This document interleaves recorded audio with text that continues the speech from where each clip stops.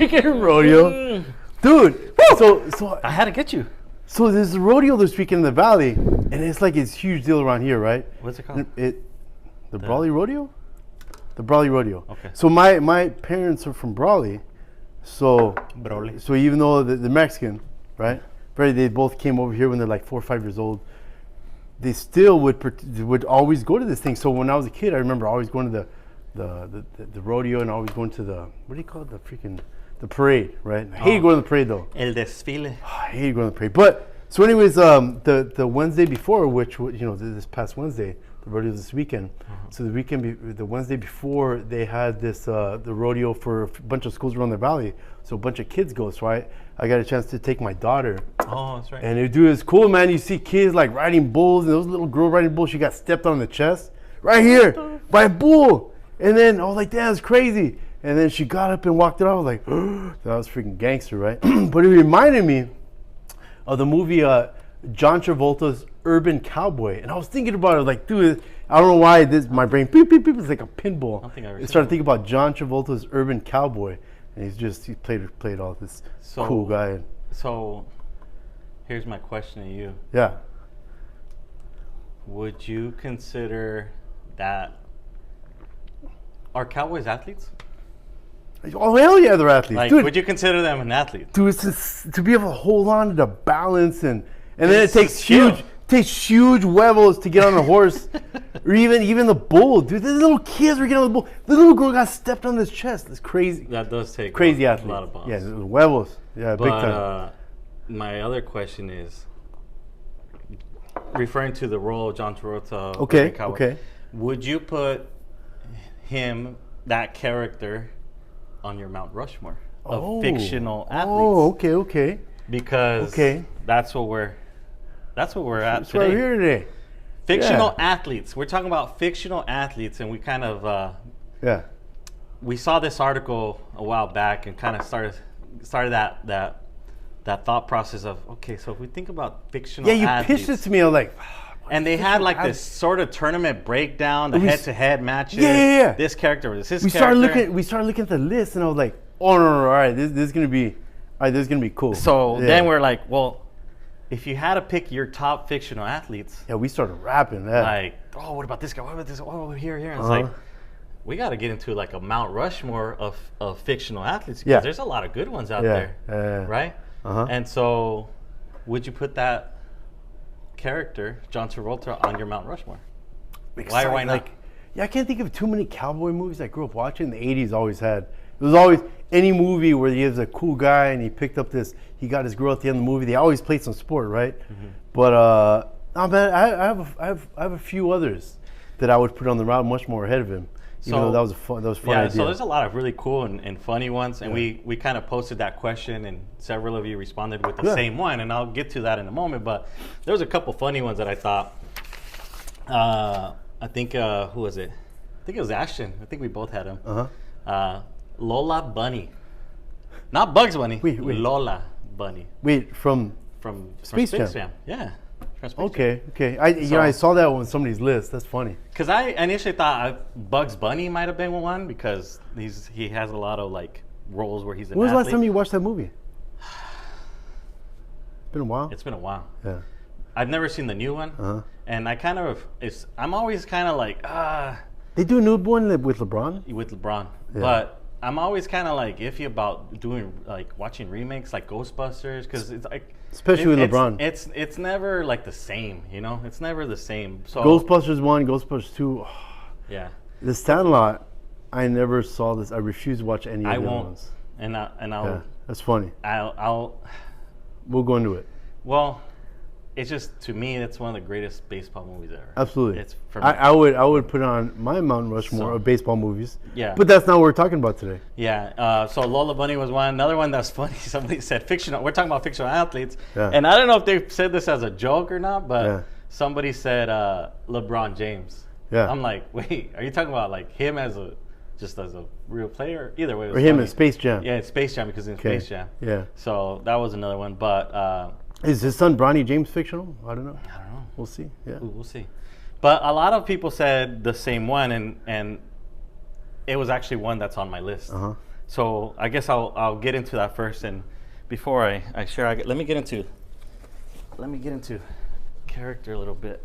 What the hell? Because a lot of people said the same thing. Yeah. And so I was like, oh, perfect. Yeah. This is one that's actually on my list. So I gotta paying homage to the one, the only. Say wait. Hold on. Give me a second here. He knows English now. English? Yeah. Perfect. Oh yeah. But no, I'm not talking about the number on my jersey. It just happens to be the one that I'm wearing today. But Benny the Jet Rodriguez. Benny the Jet Rodriguez. Wait, that was your segue to Benny the Jet? Heck yeah, I gotta, Benny the Jet. Okay. It's like so you think the movie's probably based in LA. It's got to be, right? Yeah, because at the end of the movie, It's in California. At the end of the movie, they were what's his name? Smalls was announcing the Dodgers game, and Benny the Jet was stealing home. Mm-hmm. Yeah.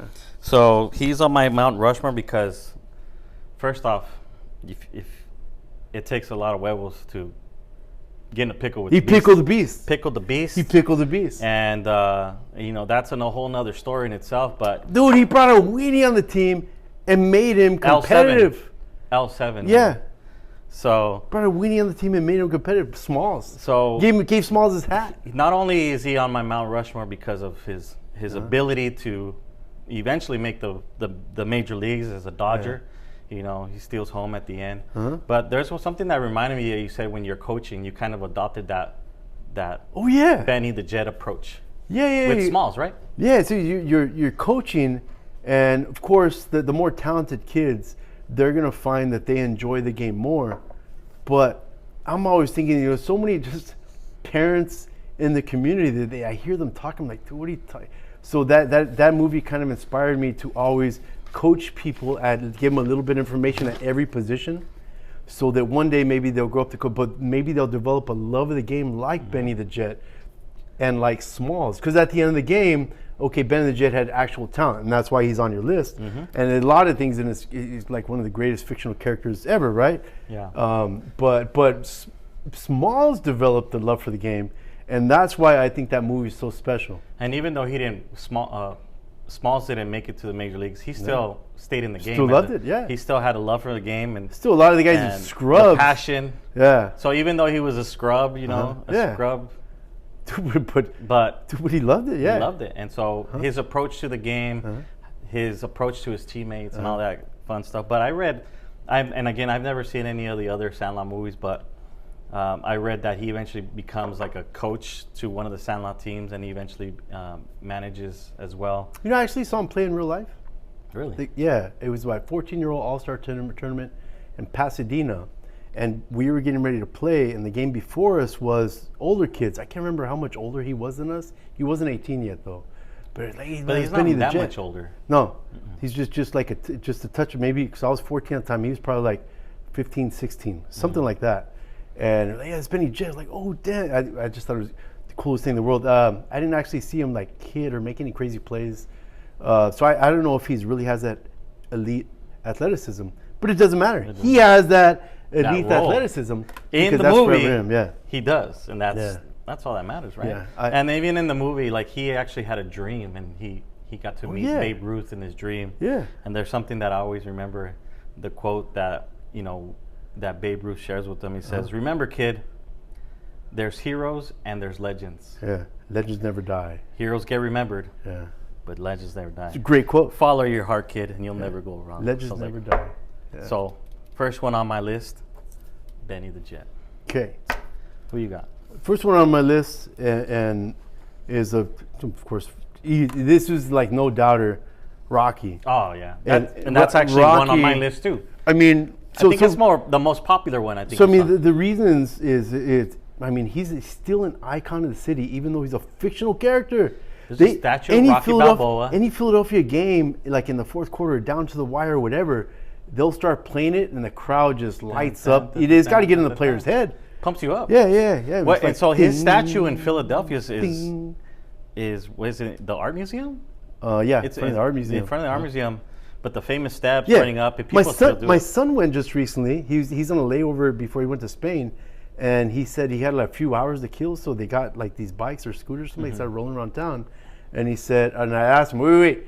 Did you go up the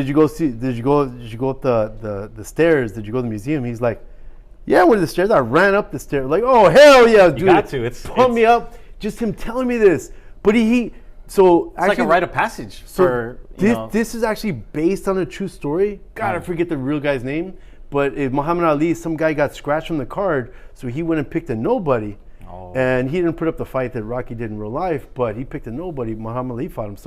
So Apollo Creed played that really mouthy, confident, super talented boxer. That's who Apollo Creed played.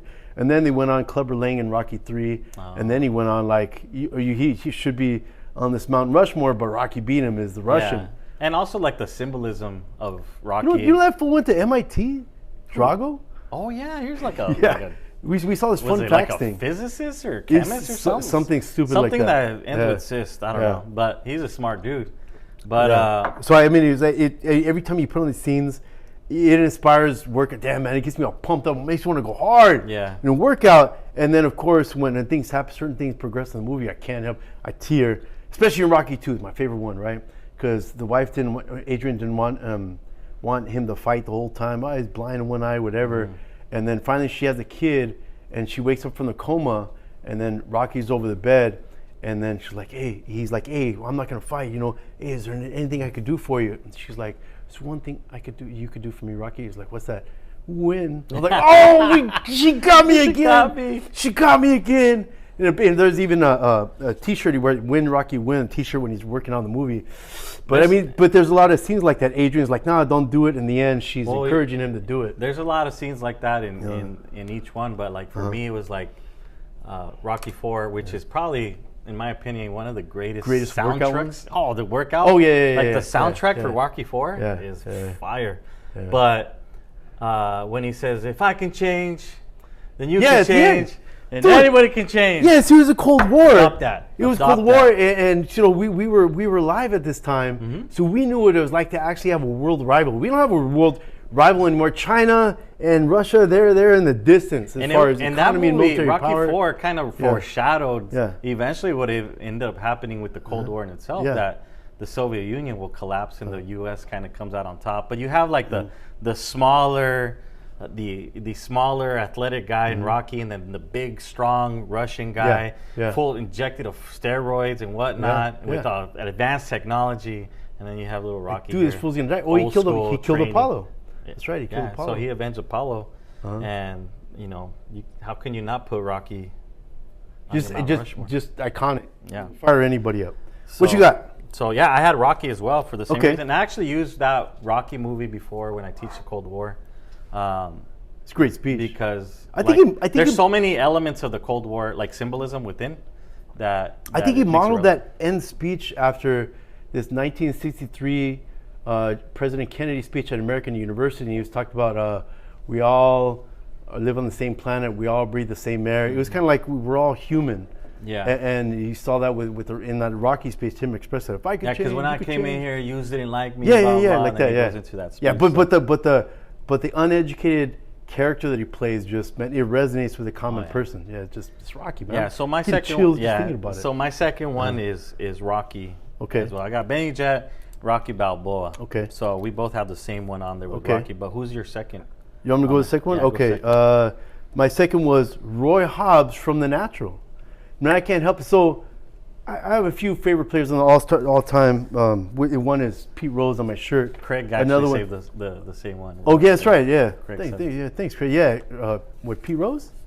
He said Roy Hobbs. Oh, I'm sorry, Roy Hobbs. Yeah. Fictional character. Yeah, that's right. He's Roy Hobbs. Well, his character was actually modeled after Ted Williams. Really? Yeah. So during the movie, Robert Redford, he actually got to talk a little bit about to Ted Williams before, and he was all excited to meet his hero. I mean, dude, Ted Williams like a god. And he had over 500 home runs, last player to hit 400 in 1941. Batting average. Over 3,000 hits. Did he have over 3,000 hits? But in his prime got cut down because he had to serve 2 or 3 years in World War II, and then 2 or 3 years, a total of 5 years. But the other prime years. Yeah, prime years. Prime years. A couple of years in World War II, and the other couple of 2 or 3 years in the Korean War. And this was like in his prime years. So Roy Hobbs is based on like dude Ted still Williams. hit 500 home runs. It's the greatest hitter of all time. It's got to be. Yeah, you have to. Like you can't. So Roy Hobbs is based on that, and of course the iconic one at the end. In the beginning of the movie, because he's this crazy talent, he was pitching and he struck out the whammer, and the whammer was like this Babe Ruth figure, all cocky and uneducated, didn't care about people, didn't know their names. Because Babe Ruth, the actual character, he wouldn't memorize any of his new teammates' names. Hey, kid, he would just call everybody kid. That's what they talked about him. And then he got shot by one of his by his ruka.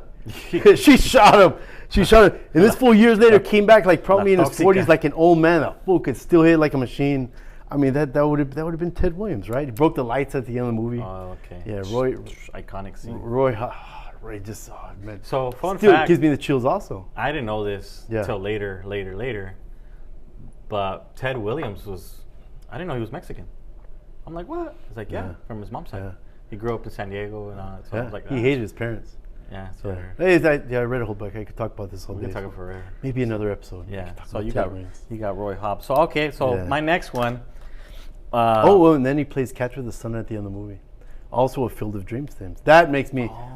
So somebody asked me the other day in class, Santana, do you ever cry? It's like, nope. Unless I'm watching a sports movie. Unless it's baseball, because how can you not be romantic about baseball? How can you not be Billy Bean? How can you not be romantic about baseball? All right, I cut you off. Go ahead. No. But I guess my next one is sort of I was between this one and another sort of unorthodox athlete, because you wouldn't think of this character. Again, we're talking about fictional characters, but I have to go. And these are not in particular order, but this is the last selection I had. Yeah. But I'll go with it now. Is Po, Kung Fu Panda, for the following reasons.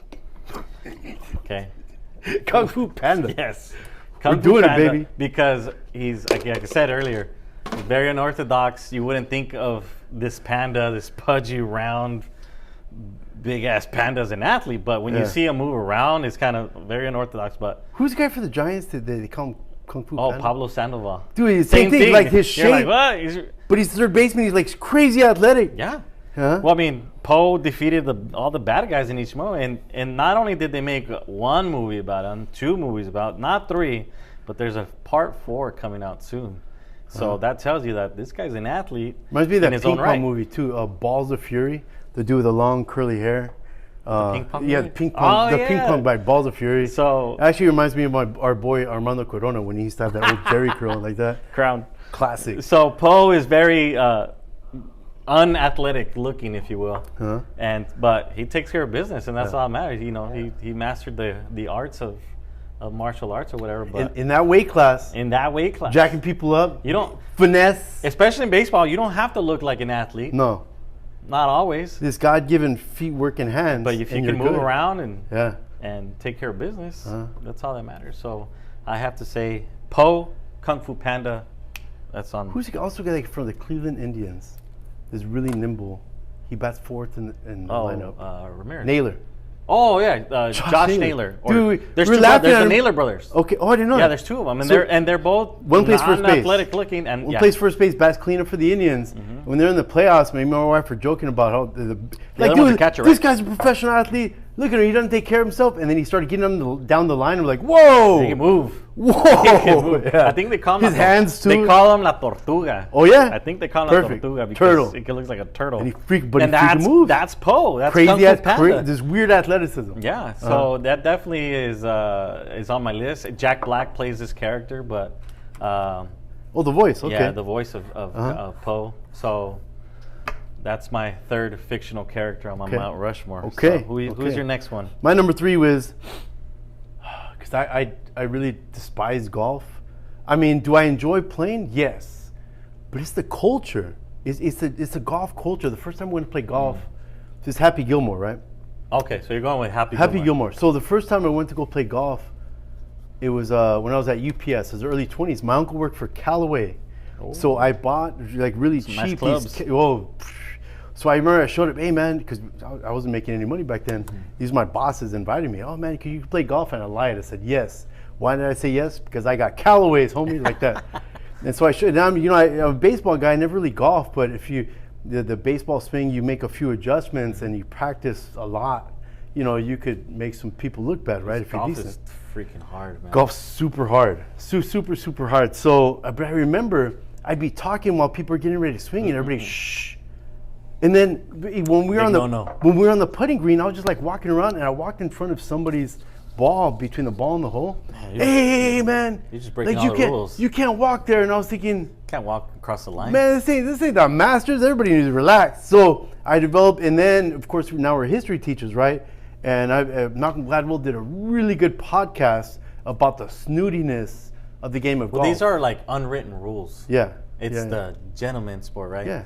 And so in golf, like when someone's about to swing, it's you're not supposed to talk while they're about to swing. You just keep quiet. So Happy and Gilmore. And then when somebody's about to, like there's this imaginary line from the ball to the hole, you're not supposed to walk across. You walk around, like wait. And then when your match is over, you take your hat off, shake hands, whatever. Yeah. There's a lot of little unwritten rules about golf. Yeah. So I see what you're saying. So I really that Happy Gilmore character really struck me because I get you're around me.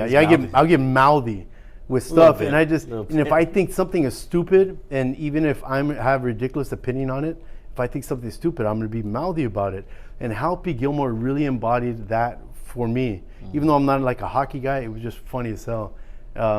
Just what his stupid swing, unearthed that everybody's trying to correct him. The classic Shooter McGavin character. Oh yeah. I remember that meme. Remember the meme? The greatest. It was Tiger Woods and Shooter McGavin. I forget Shooter McGavin's the real actor's name. It was Tiger Woods took a picture with him, and the meme was, "Hey, look at the greatest golfer of all time with Tiger Woods." And it was just Shooter McGavin. It was funny as freaking hell, right? The line that I think everybody who's seen this movie knows the line. It's like, hey, you pieces of shit like you for breakfast. Yeah. You eat pieces of shit. You piece of shit for breakfast. No. Yeah. But anyways, but Happy Gilmore is he's not your prototypical golfer. He's out there. He swings for the fences, and he's got a great mentor. He's got Apollo Creed as his mentor. Yeah. Well, R.I.P. Yeah. God, what was the name of the movie? It's not coming to me. He's had the wooden hand. He's like, he's telling the story. Yeah, I was coming up and I was doing this in golf, and he's gonna be the next great young star, kind of like this Tiger Woods type, right? And then I couldn't play anymore. And Happy Gilmore, oh man, I'm sorry, because you're black. They're like, no, damn alligator bit my hand off, and he has like a wooden hand.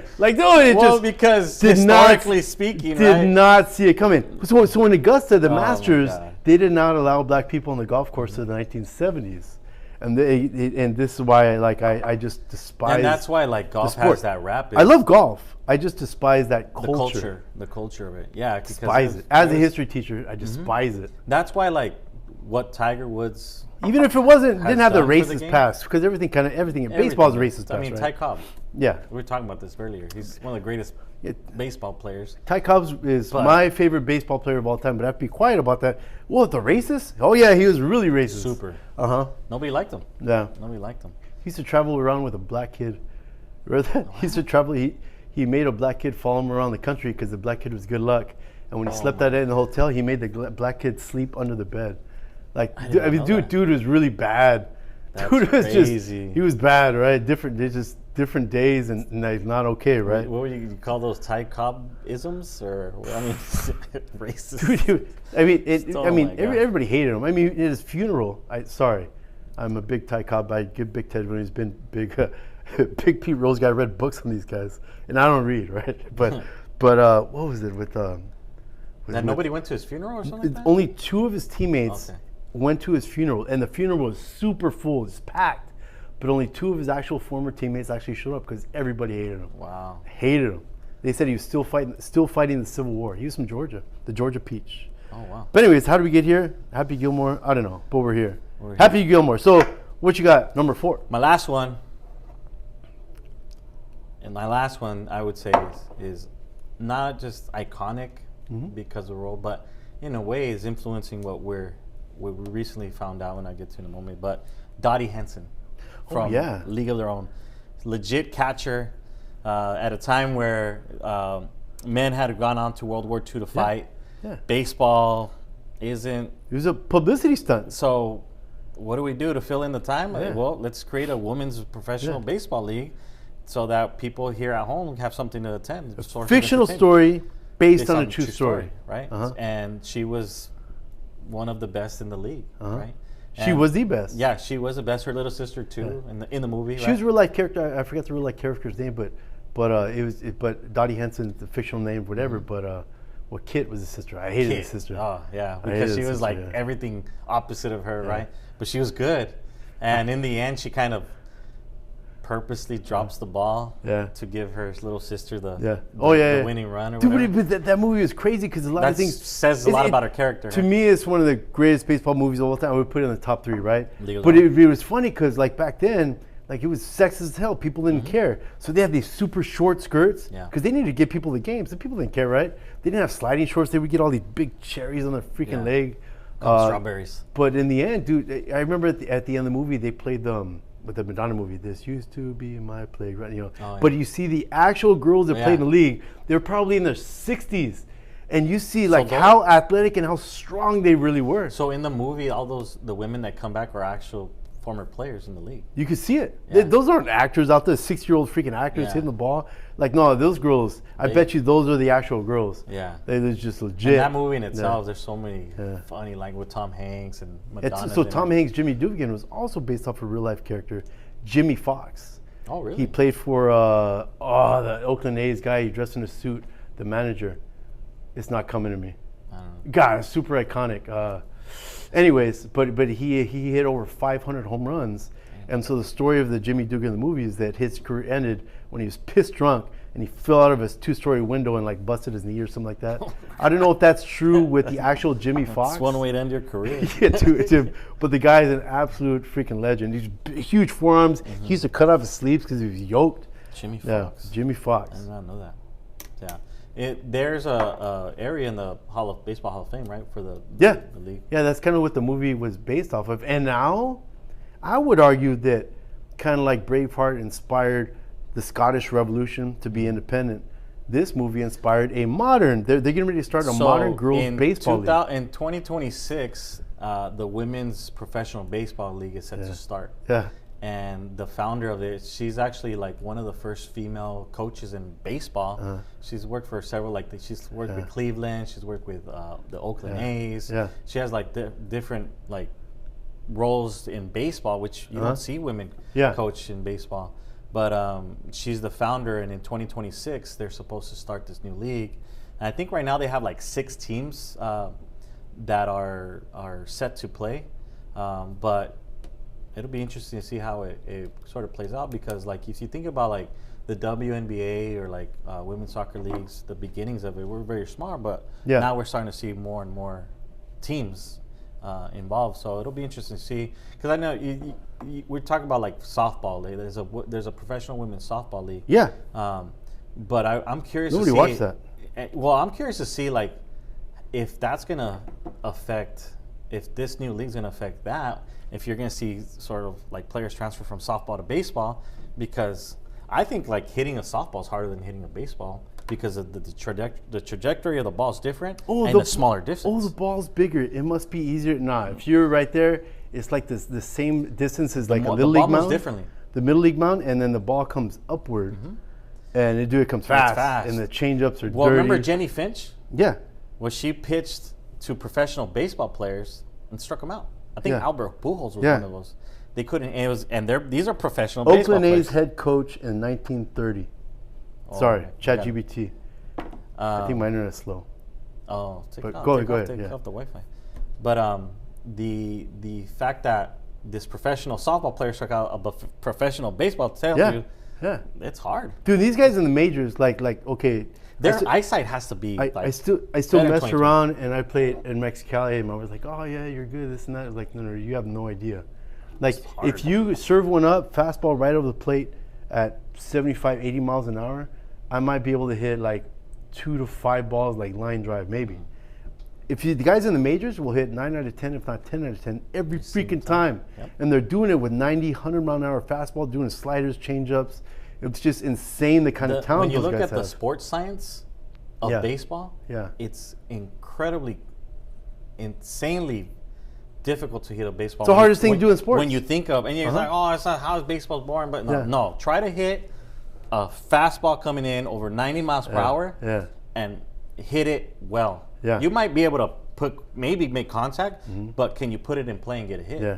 Dude, and back then, so they did the movie, what is it, League of Their Own.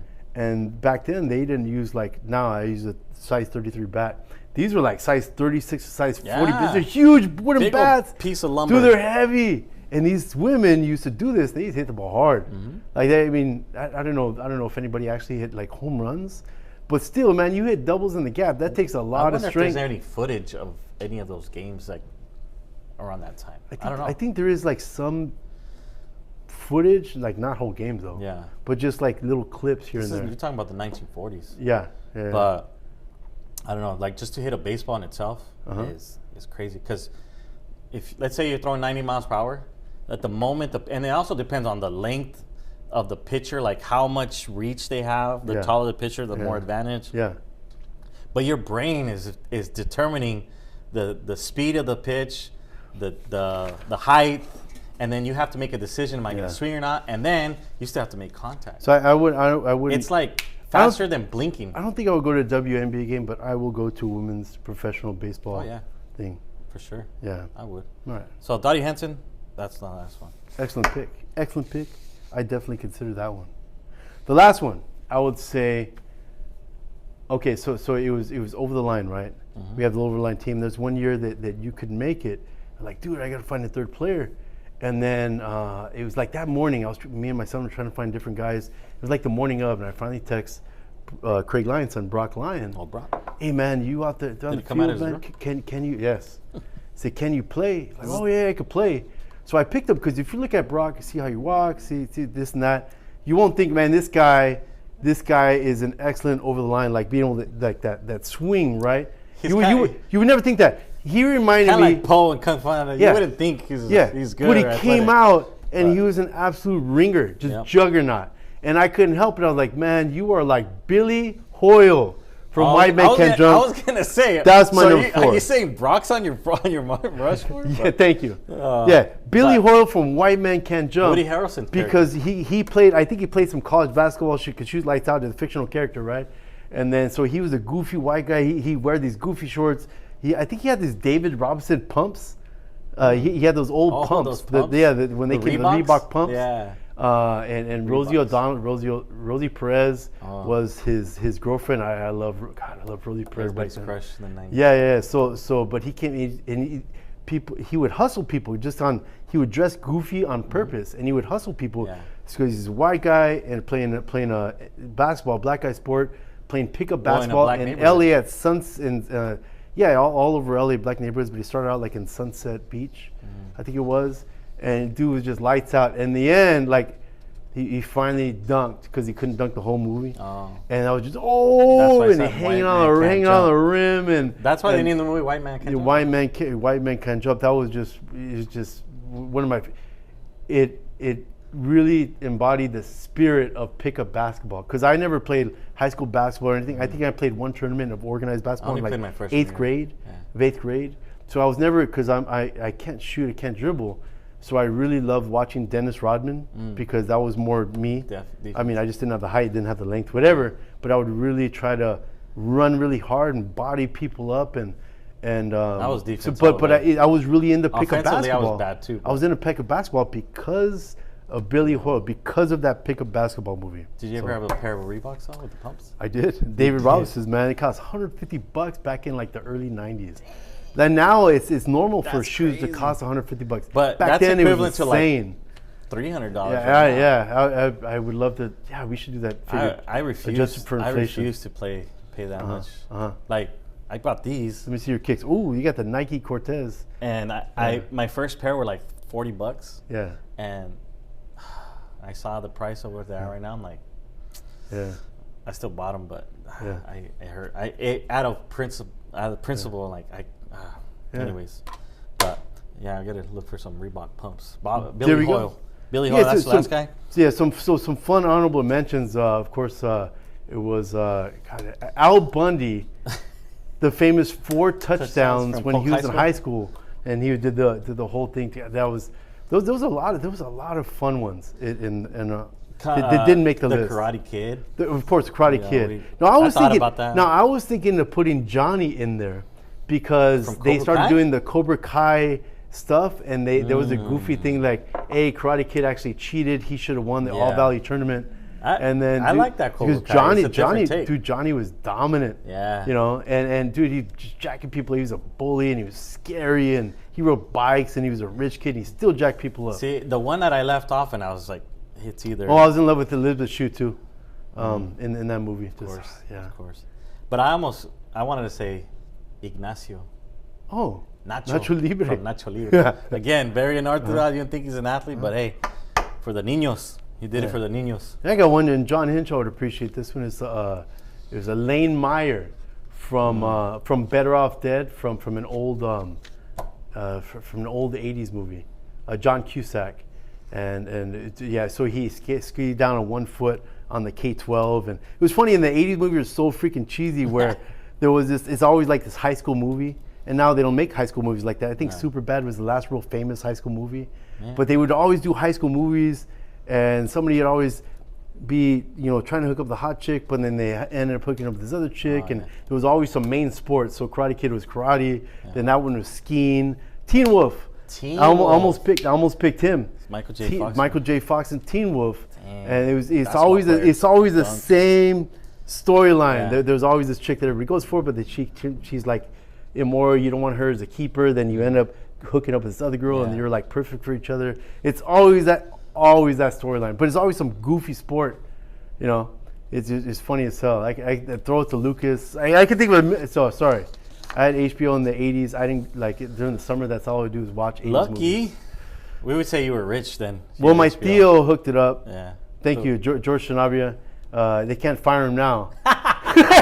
he would hook up HBO for free, man. He would climb the thing and hook it up for free. The black box. And nobody in the neighborhood had HBO, so we were seeing the rich people, but we didn't pay for this. Yeah. So everybody in the neighborhood would come over and we'd watch the Mike Tyson fights. Dude, it's classic, because back then it just came out on HBO. It wasn't before pay-per-view. It was legendary stuff. So yes, well, legendary are what these characters are. These are their Mount Rushmore. Yeah, we know you're thinking of some yourselves. Yeah, so if you have any, share with us. Feel free to share in the comments. Who's on your Mount Rushmore of fictional athletes? Let us know. I think this was really a good segue. Well, best of the week? Best of the week. Okay, so you won today. Yeah, I'll let you have it though. Oh. I'll let you have it. I want to end on a good note. We are conceding. So I was thinking about throwing out the election because, we're history teachers. And the election was flat out fun. Yeah. A lot of people bubble bursted, this and that. But you know what? I teach government and economics, and I have a lot of faith in our system. So I'm not panicked. I think we're going to be okay. So my best of the week was, hey, what did I put down? I forgot. It was your doctor story. Oh, okay. So I went to the doctor yesterday because I almost died in the summer. Not literally, just I had an asthma flare up, right? So I saw a pulmonologist, and this is at UCSD in San Diego. So down here, whenever I go to the doctor, there's, hey Nick, how you doing? They put out their hand to shake my hand, and I'm like this cringing. Anybody, like my boss, sorry, Mr. Derma. He always comes up to me and puts his hand out. I go like this, but he insists. I'm like, oh, I don't want to be disrespectful. Okay. But anytime you just don't like shaking hands. Somebody people try to shake my hand, and I don't want to insult them because I'm thinking, I don't know where your hands have been, but I always do it reverse style. Hey, you don't know where my hands have been, so they won't be insulted. Yeah. So anyways, I was at the doctor's office yesterday, and the two doctors walked in the room, and I'm talking to them, and they looked at me, and they never put out their hand to shake my hand, and it made me so happy. And we were talking. He was talking about, because he's from Dayton, Ohio. He was talking about the shirt that I was wearing, about the Pete Rose shirt, right? Mm-hmm. And we were talking, and then about middle of it, I just finally told him, hey man, I just can't tell you how happy it made me that you guys didn't try to shake my hand. And they both looked at me and they both laughed, because of all the things, all the experiences, all the things that stand out as doctor's appointment, that was it for me. It made me so freaking happy. It wasn't the good news you got from your lungs. It wasn't the fact that you're going to live. They didn't try to shake my hand. It made me so happy, dude. You're like, thanks, Doc, but thanks for not shaking my hand. It was almost a rodeo, almost funny. The election best of the week. No. And I just hit me today. No. It was a doctor not shaking my hand. You know what I'm looking forward to? And it kind of like, okay. Like what you mentioned about the election is I'm looking forward to the memes. The memes are going to be fire for the next 4 years. Fire for the next 4 years. Fire. I don't care about I care about the memes. That's where it's at. Hey, man, we all got votes, but you know, it was like, I wish I lived more back Whether then. you like the results or not, I don't live back then. You have to give it. The memes are fire. Yeah. Yeah, always. The memes are fire. All right, what you got best of the week? Best of the week, I think it's kind of obvious. Yeah, I know. First parade since 1988. We got screwed out of a parade in 2020. But the parade in LA celebrating another Dodger World Series, that was like epic. Just seeing the party throughout the day.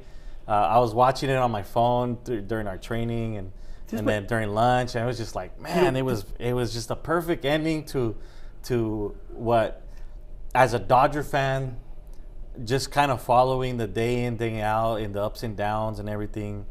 Just the parade, that was a party. Yeah, this one hurt me a lot. Oh, I think the first time in history. My heart still is like, yeah. This is the first time in history I think that the Padres were favored to win when they got the playoffs. I told you. I said, he did. If I put my money on a team to win right now, here he is. He just saying stuff. I'm gonna bet on the Padres. You looked at the gambling market, and he was correct. And I said he was correct. If you're gonna bet money, don't bet with your heart, bet with your, if you want to win money, right? And I said the Padres are going to win because they got this, and that. This reminded me of the year the Chargers went 14-2. Marty Schottenheimer's the coach. The Daniel Thompson running back, Phillip Rivers, Antonio Gay, they were just juggernauts. Mm-hmm. And we got beat by a weaker Patriots, weaker Tom Brady team. Just freak things happened. Was that Doug Flutie days? No, that was Phillip Rivers days. Early 2000s. Oh, yeah. And we should have pounded them by like 3 touchdowns, but they barely beat us just because one of them was like intercepting a pass on 4th down, and that's like a rule in football. You don't intercept a pass on 4th down. You don't, because you might catch it and fumble it. And guess what happened? In the NFL, in the best team in the NFL, with one of the greatest coaches ever, well, he never won a Super Bowl, but in my opinion, greatest Chargers coach ever, he intercepted a pass and he freaking fumbled it. And that's how we freaking lost. That's a cool story and all, but this story, and I will say this, and it goes back to a saying that we both agree on. Mm-hmm. How can you not be romantic about baseball when you have a guy like Freddie Freeman who almost lost his kid? Like, as a dad. My wife explained that. As a dad, he was like, I'm leaving the team. I'm dealing with the issues that are happening at home. And everybody said, hey, family first. Yeah. He missed like 2 weeks of the season, and he came back, but his son was still going through those things. And so he's playing ball. But in his mind, he's dealing with. I think this is the most off season he's ever had. But in the playoffs, he just got. Oh, and then on top of that, stupid because he hurt his ankle. He's playing on one ankle. Yeah, I kept telling you the whole playoffs. Look you just hit better on one ankle. It sounds stupid, but I kept on referencing when I played in high school. He wasn't doing very well until he had that week off before the World Series. That week off gave him all the rest and all the therapy. He was hitting at the end of the one of the series. most, I will say it right now, one of the most iconic moments Still in baseball. Not hearing me. Oh, his walk-off game. His walk-off grand slam in extra innings against the New York Yankees. Touche, it actually was. Touche. It was. It wasn't like Kirk Gibson, but it was up there. It instantly gave me Kirk Gibson vibes. Instantly. It gave everybody Kirk Gibson vibes. Game 1 in LA. So your walk-off. It was everything. So I would say the best of the week, just watching the parade after Dodgers win. What many people thought, and even myself, I didn't bet on them winning, but I said if they get past the Padres, they'll be lucky to get past because they don't have enough pitching. But they said they proved me wrong, and I'm glad that I was wrong. I love it because here we are, World Series champs. Yeah. But with that being said, before we close out, what's our disappointing affirmation? Disappointing affirmation for the week, and here we go. Right. There's so much life out there just waiting to be discovered. And this made me think, wow, hiking, wow, traveling. And then it goes on to say, but there's also a ton of good shit to binge watch at home. Boom. Stay home and watch or go hiking, enjoy nature. Got to Netflix and chill, baby. That's right. I'm hanging out of the house. I don't want to go hiking. I might fall, hurt my ankle, then I can't hit. Right? I almost died hiking Angel's Landing. Thank you. See? But I ain't trying to go hiking. Yes, it was worth it. Yeah, widows are always saying, hey, man, we're going to go out, go hiking. Awesome. Do you want to go? Hell no, I don't want to go. Love nature. I don't want, I do like nature, but I don't like walking there. See, yin and yang. Camping is a cool concept, but then I'll get like dirt in my ass, and it's like going to the beach. Oh, look at I'm staring at water. Oh, You're no. Bougie, fool. You're bougie. Now I have to worry about my kid being swept away in a freaking tide pool or stung by a stingray. Hey. And by the way, I'm still going home with sand in my ass. I just don't like the beach. I don't like hiking. I don't like camping. I like hiking. I like staying home and watching. I like glamping. Glamping's cool. I like staying home watching my Netflix, watching documentaries or good shows or glamping. Thank you. Okay, I take it back. See, glamping. I need to reel you in. Taking it all back. All right. With that being said, here's to another one. Did it, baby. Route. See you guys next time. Boom.